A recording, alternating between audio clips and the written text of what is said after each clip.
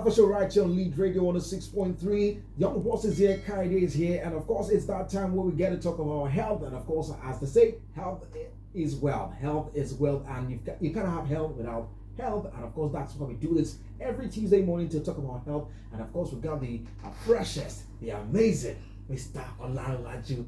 Good morning, Mr. Olaraju. Good morning. How are you this morning? I'm good. And you look good, by the way. Thank you. So what are we talking about today? Like what we have been through. Interesting. So what are we talking about today? So this morning we are looking at supernumerary teeth. Super what? Numerary teeth. Numerary teeth. Yes. Interesting. Okay, let's have it. It sounds more like a jailbroken. I'm telling you. It's not something that is big. It's just an extra tooth or something that is synonymous with extra tooth. Now, supernumerary teeth simply means extra teeth that are grown in the mouth, aside from the normal number of teeth that people are to have. Now, we know that for adults we are supposed to have 32 sets of teeth, while children are supposed to have 20 sets of teeth. Now, in supernumerary teeth, they have extra teeth. Oh, okay. And now making it more than 32. Oh. You understand? So that is supernumerary teeth. And what are the disadvantages of that? It's because it's kind of overcrowding the mouth. Now it's also distorting the alignment of the dentition of the individual. And now, supernumerary teeth, as we know, there is no known cause for it. Really? Yes, there's no known cause for it. Wow. But some school of thoughts believe that it occurs as a result of genetic factor or hereditary factor, meaning probably the father or the parent or mother, either of the parents had it in their family before, so it could be as a result of that. And supernumerary teeth can affect the dentition of a child or an individual, as I said earlier, because it will affect the alignment of the teeth, making it distorted in some ways. We see them all around, but it's not that common. But it's something we should talk about because of the disadvantage it has on the dentition of an individual. For instance, now, when it's misaligned like that, the teeth is not aligned, it's not properly scattered. They are not in right position with each other, and also the overcrowding. Also, it could big as a barrier or breeding space for bacteria. You understand? So that kind of person should take care of his oral health very, very well. Now, how can they manage supernumerary teeth?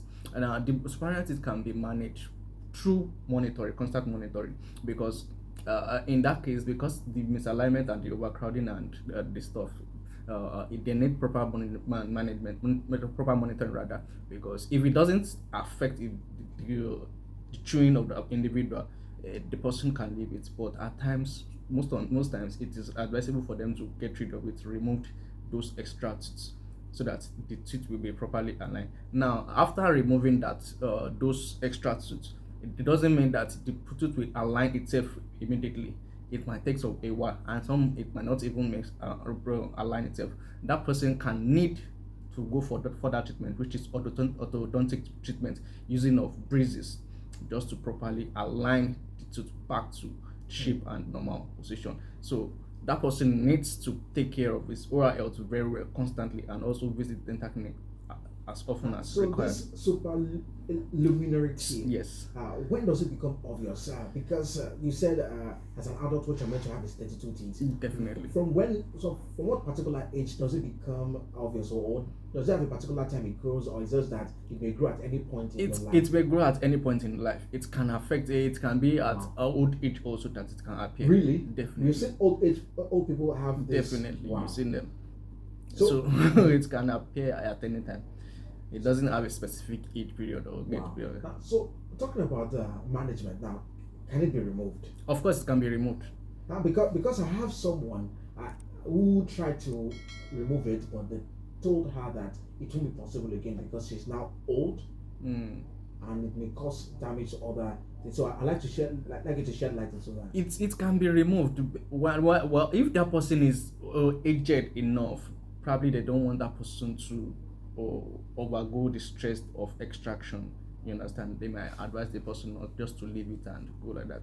Now, for young adults, it's advisable for them to get rid of it, to remove it, because it doesn't speak well of their alignment in their of their dentition. You understand? It can definitely be removed. So, talking about dentition, does it affect dentition in a way that it becomes a problem for the mouth generally? And maybe it's for such in a way that it begins to cause problem that it begins to have diseases. Is that possible? It definitely is possible, because when the teeth is not properly aligned, there's stagnation area in between the teeth. It's called what? Stagnation area. Stagnation area. So those stagnation areas, particles of food get stuck there, and together with improper oral hygiene, now that is not brushing properly, your toothbrush is not getting to those stagnation areas. You understand? So that could bring about dental caries, destruction of the dental tissues. You understand? So what's the best way for these people that have no supernumerary teeth? Yes. What's the best way for them to brush their teeth? What's the best the best way to brush their teeth is to use to go in between those stagnation areas very well. They might need to do extra, unlike normal people that has regular dentition. They might need to use extra minutes for their brushing, which is ideally 2 minutes for brushing. Do they need more toothpaste? they don't need not toothpaste. The regular toothpaste, the regular that toothpaste. they need extra Yes, time. they do. So for them to go into those stagnation areas, and also they could benefit from interdental brushes. Also, we have interdental brushes. Those brushes that goes in between tooths. Yes. Oh, really? Yes, because they have brushes. yes. Okay. So it can go into those stagnation areas and care of the food particles that are hanging in between them. So the whole essence of this is that while you have it, there's a way for you to Definitely treat it in a way that it won't affect your oral health And definitely. and health in particular. Yes. That's amazing. Thank you very much, Tolaraji, for joining. Thank you for Health having Corner me. this morning. We hope to see you as always fresh. All right,